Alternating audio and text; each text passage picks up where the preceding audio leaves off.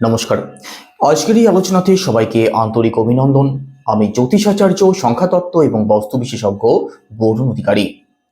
আজকের এই আলোচনার মধ্যে দিয়ে আমরা জানবো 2025 সালে রাহু এবং কেতু দুটি শ্যাডো প্ল্যানেট রাশি পরিবর্তন করবেন।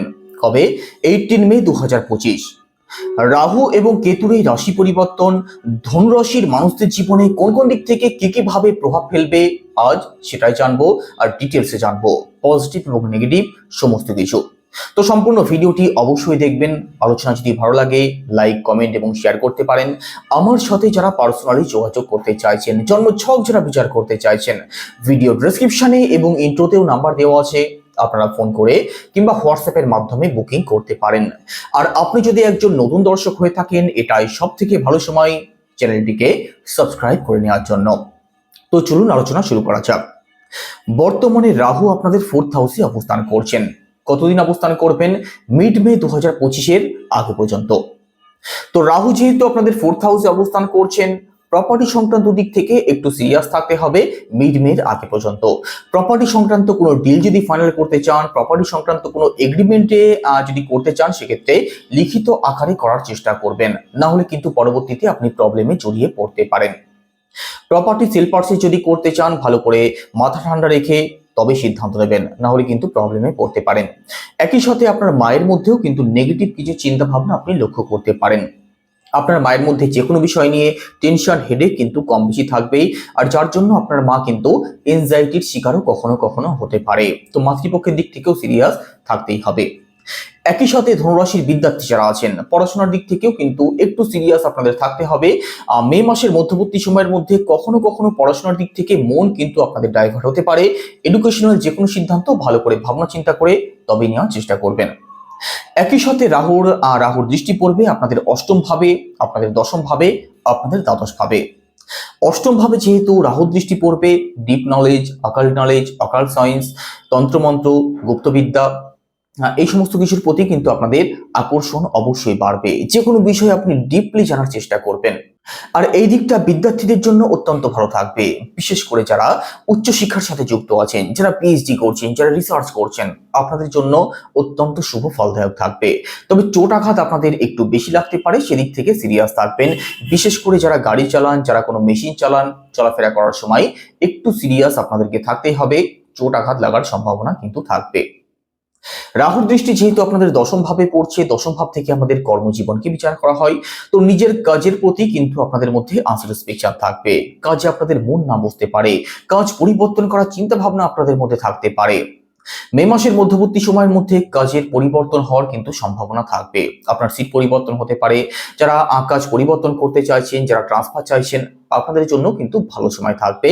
তবে নিজের কাজের প্রতি একটু সিরিয়াস অবশ্যই থাকবেন। আপনি যে কাজের সাথে যুক্ত হন না কেন, কর্মক্ষেত্রে কিন্তু কিছু মানুষ আপনার পেছনে লাগার চেষ্টা করবে, আপনার কাজে খুদ বার করতে পারে, আপনার কাজ নিয়ে তারা হাসাহাসি করতে পারে, অপমান করার চেষ্টা করতে পারে। তো এই সমস্ত দিক থেকে অবশ্যই সাবধান থাকবেন, নিজের কাজের প্রতি সিরিয়াস থাকার চেষ্টা করবেন। কর্মজীবনের দিক থেকে যে কোনো বড় সিদ্ধান্ত অবশ্যই ভাবনা চিন্তা করে তবে নেওয়ার চেষ্টা করবেন মিড মের আগে পর্যন্ত সময়টাতে। তার পরবর্তী সময় কর্মজীবন আপনাদের অবশ্যই ভালো থাকবে। রাহুর দৃষ্টি আপনাদের দ্বাদশ ভাবে পড়ছে, আর দ্বাদশ ভাবে রাহুর দৃষ্টি কিন্তু পজিটিভ ফলদায়কই থাকবে, বিশেষ করে তাদের জন্য যারা এমএনসি কোনো কোম্পানিতে চাকরি করছেন অথবা ফরেন কোনো কোম্পানিতে যারা চাকরির চেষ্টা করছেন। আপনাদের কর্মপ্রাপ্তি হতে পারে, কাজের দিক থেকে উন্নতির সম্ভাবনা কিন্তু রয়েছে। বিদেশ যাত্রা যারা করতে চাইছেন, বিদেশ যাত্রা আপনাদের হতে পারে। বিদেশ থেকে যাদের ইনকাম আসে, আপনাদের জন্য ভালো সময় থাকছে।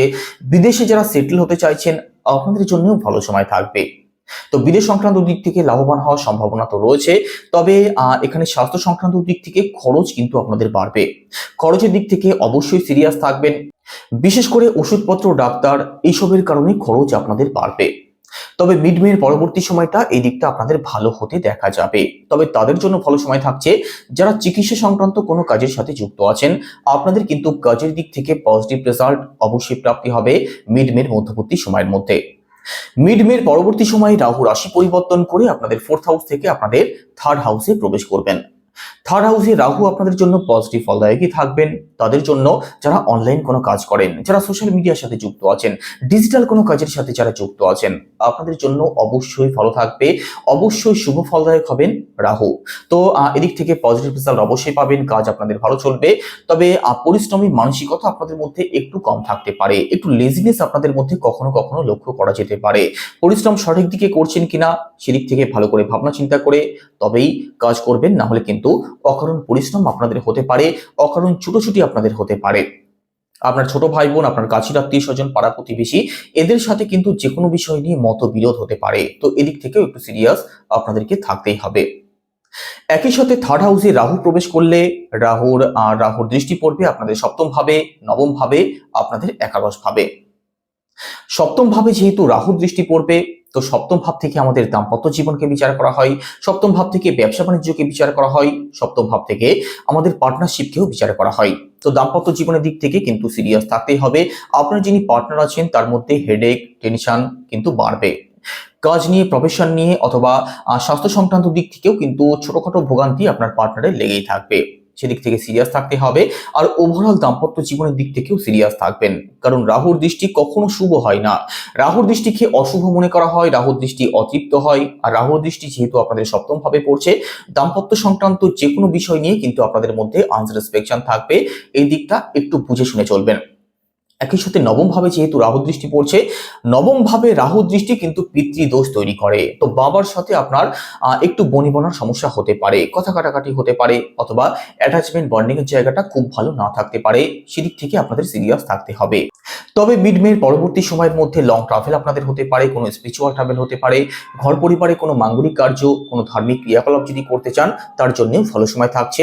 তবে বড় কোনো ইনভেস্টমেন্ট যারা করবেন ভাবছেন, বড় কোনো ডিল যারা ফাইনাল করবেন ভাবছেন, আপনাদের কিন্তু ভালো করে ভাবনা চিন্তা করে তবেই সিদ্ধান্ত নিতে হবে। ব্যবসার শুভারম্ভ বা কোনো কাজের শুভারম্ভ যদি করতে চান, সেক্ষেত্রে আপনার জন্মছককে অবশ্যই পরীক্ষা করিয়ে নিয়ে তবে সিদ্ধান্ত নেবেন, না হলে কিন্তু প্রবলেমে পড়তে পারেন। যারা বড় কোনো ইনভেস্টমেন্ট করবেন ভাবছেন, শেয়ার মার্কেট, স্টক মার্কেট অথবা জুয়া ফাটকা, এই সমস্ত দিক থেকেও কিন্তু লস আপনাদের হতে পারে, সেই সম্ভাবনা থাকছে। তো মাথা ঠান্ডা রেখে যে কোনো সিদ্ধান্ত নেওয়ার চেষ্টা করবেন। একই সাথে দেখুন, এখানে রাহুর দৃষ্টি আপনাদের একাদশ ভাবে পড়ছে। তো হঠাৎ করে কিছু পরিবর্তন কিন্তু ধনুরাশির মানুষদের জীবনে আসতে পারে। হঠাৎ করে এমন কিছু আপনাদের প্রাপ্তি হতে পারে যেটা আপনি কখনো আশাই করেননি। কারণ একাদশ ভাব থেকে আমাদের সাকসেসকে বিচার করা হয়, আমাদের স্যাটিসফ্যাকশনকে বিচার করা হয়, আমাদের কমফোর্টকে বিচার করা হয়, আমাদের ফ্লোয়িং অফ মানিকে বিচার করা হয়।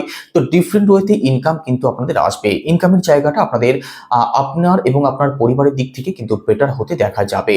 হঠাৎ করে এমন কিছু প্রাপ্তি আপনাদের হতে পারে, হঠাৎ করে বড় কোনো সাকসেস আপনাদের জীবনে আসতে পারে, আপনাদের জীবনে কমফোর্ট বাড়বে, আপনাদের জীবনে সুখ সুবিধা আগের থেকে বেটার হতে দেখা যাবে। তো এই সমস্ত দিকগুলো তো অত্যন্ত ভালো থাকছে। চাকরিতে প্রমোশন হতে পারে, চাকরি প্রাপ্তি হতে পারে, এই সমস্ত দিকগুলো অত্যন্ত ভালো থাকবে মিড মের পরবর্তী সময়টাতে। আর একই সাথে কেতুও বর্তমানে আপনাদের দশম ভাবে অবস্থান করছেন, কেতু আপনাদের নবম ভাবে প্রবেশ করবেন। তো মিড মের পরবর্তী সময়ে কর্মজীবনের দিক থেকে যে সমস্ত প্রবলেমগুলো ফেস করছেন তার থেকে আপনি মুক্ত হয়ে যাবেন, কাজ আপনার অবশ্যই ভালো চলবে। তবে নবম ভাবে কেতু যেহেতু প্রবেশ করবেন, ভাগ্যের দিক থেকে কিন্তু একটু পিছিয়ে আনবেন। আপনাদের যে কোনো বড় ফল পেতে, ভাগ্যের সাপোর্ট পেতে একটু সময় বেশি লাগতে পারে। বাবার দিক থেকে সিরিয়াস থাকবেন, যে কোনো বড় সিদ্ধান্ত ভালো করে ভাবনা চিন্তা করে তবে নেওয়ার চেষ্টা করবেন মিড মের পরবর্তী সময়টাতে। তো রাহু এবং কেতুর প্রভাব এই সমস্ত দিকেই পড়বে, সুতরাং এই সমস্ত দিকগুলো থেকেই একটু সিরিয়াস আপনাদেরকে থাকতে হবে। তো কেমন লাগলো আলোচনা কেমন লাগলো অবশ্যই কমেন্টে জানাবেন। সবাই ভালো থাকবেন। নমস্কার।